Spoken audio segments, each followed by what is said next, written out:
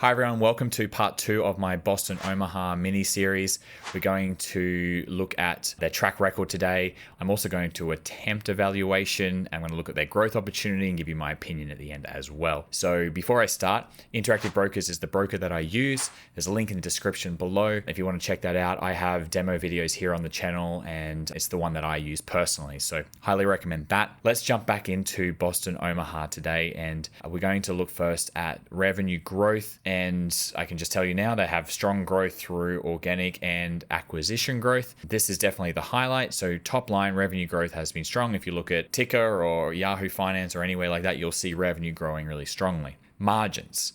Now, the billboard business has pretty good margins. The insurance doesn't have good margins at all. And broadband, well, they're still investing a lot of money into that to grow, and so the costs are high. Broadband's a tricky business to talk about margins with because essentially it's a high capital outlay thing. So you have to lay all the fiber optics into the ground and you spend a lot of money up front for stable, quite good cash flow out into the future for all the clients that you have. So the margins are going to be epic eventually, but right now they look awful because they're spending so much money to lay it. So it's not like you buy a product for $1, sell it for $1.50, and that's your margin. It doesn't really work like that. This is like an upfront investment that pays off into the future. Now looking at return on invested capital, and they have paid apparently 6 times sales, like 6 times revenue for the billboards, with total costs being about 50% of the revenues.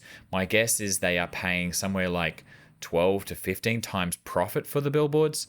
So that's kind of weak, I think. Yes, they had cash to deploy. When they started this business, they were sitting on a lot of cash and they needed to start utilizing that cash. But I think paying 12 to 15 times profit for anything is, in the private business world, is maybe on the high side. Yeah, they are thinking for the long term, but look, I don't think those returns are just not that great. They're going to get high single digit return on invested capital from the billboards business. I haven't figured out the return on invested capital for the broadband part of their business yet, as that's the capital intensive business and that's where they're spending their money. I think they've got a hurdle rate above 15%, and by studying Nelnet, I know that they're going to get pretty strong returns. Nelnet target well over 15% on their broadband operations, so I'm assuming they're going to get similar. On the surety insurance side, I don't know about that, but it's essentially loss making and it's inconsistent at best. Some years it's okay, some years it's not okay. I'm not very enthusiastic about that side of their business.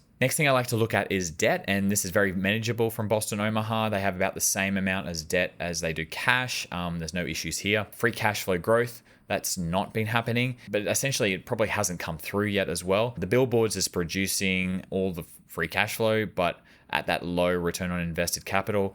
Broadband, they hope, is where it's going to be a big cash generative business in the future, but I guess time will tell. Now turning to shares outstanding, and they have done some raises in the past to pay for their acquisitions. I don't really like when they like companies using equity raises to fund deals, but management think that the cash flow should be their main avenue now to make acquisitions from this point on. So hopefully they've reached that inflection point, but they haven't actually got there yet. So again, time will tell on that one. Next thing I look at is a dividend, and they don't have a dividend, so that's fine. And then I turn to incentives. Incentives are really important. The insiders of this business own about 40% of the stock. That's definitely more than enough incentive to work together with the shareholders. That's a big tick. Okay, let's talk about the growth opportunities of the business. So we're talking about billboards first, and look, it's an interesting business. I like it generally speaking. It's a pretty good asset. I just don't think there's big growth potential for this. Margins are pretty decent though, so it's not that bad of a business. I'll let them have that one. I think the big growth potential here is actually in the broadband side of the business. As I know from Nelnet, there are just many smaller towns and cities that just don't have good internet throughout America. Yes, it's competitive and high capital outlay at the start, but these long-term recurring payments are really sticky, and I hope it pays off for them, but I think there's also a lot of growth potential here as well. Now, the insurance business doesn't seem to have large growth ahead. It's an ultra-competitive space as well. Don't really like the insurance part of this business. And like they talked about in their shareholder letters, growth is essentially all about management's ability to grow their main businesses and reinvest that cash flow into more things that generate more cash flow. Now, conglomerates are obviously quite unique in their own right, but each segment of the business has its own competitive landscape. And each of the segments of Boston Omaha, I think, are quite competitive spaces.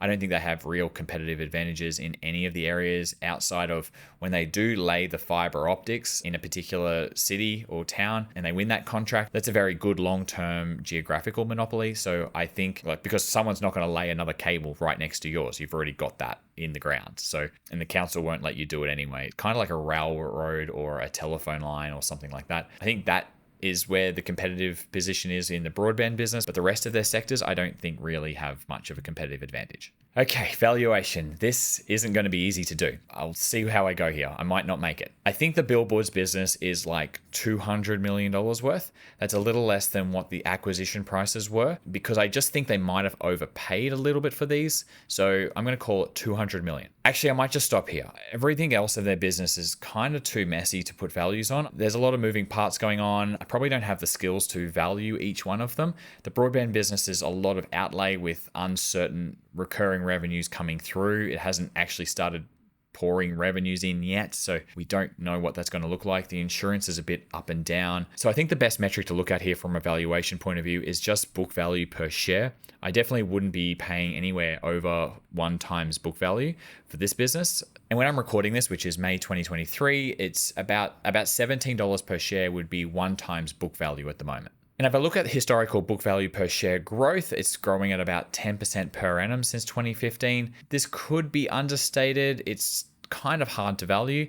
I'm not confident with that return on invested capital yet either. So I probably want a pretty substantial discount to book value to get a return that I think justifies the risk of management. I would probably be interested at around about $10 per share, maybe even more like $6 per share. So maybe that price to book value is going to be below 0.5, maybe 0.4 or something like that. That would be quite enticing. And the reason I want such a discount to what I think intrinsic value is, which is about 1 times book value per share, is because, look, they're talking the talk, but they just don't have a track record to give me any confidence yet.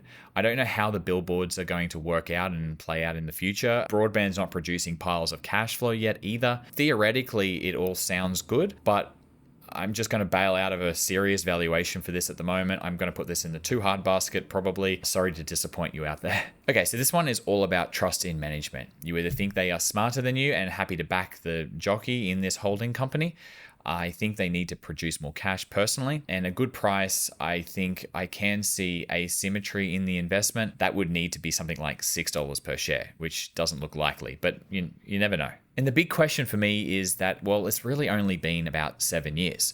Can they walk the walk? Well, because yes, they can talk about capital allocation as much as they like. They can write these exceptional shareholder letters that really speak to the value investor out there, but that track record just isn't long enough. If it's growing at 10% per annum for like the last 7 or 8 years, well, that's nice, but Markel has been doing, say, 12% per annum for 30 years. Berkshire Hathaway has been doing it, 20% for 60 years. And Markel, for example, still has plenty of runway to go. I don't think Boston Omaha is anywhere near Markel. It's not superior at all. So I'd still choose Markel. And for that matter, Technion, Nelnet, many others probably too. It's still a good one for the watch list to see if it gets to a bargain price at some stage. I don't know. The returns could be exceptional if we got a good price. So for me, this one goes on the watch list. I'm going to track this one along, see whether things start to show signs of improvement, and maybe I get lucky and things start to improve and the share price goes down for some unknown reason. I don't know, maybe some market panic, some macro stuff. That might change my opinion on this, but at the moment, yeah, it just sits on the watch list and I'm not going to take any action. Okay, any questions, comments, criticisms, I can take it. Leave them in the comments below. I hope you've enjoyed this little series on Boston Omaha and got my opinion on it all. So yeah, that wraps things up for this company, and I'll see you in the next video.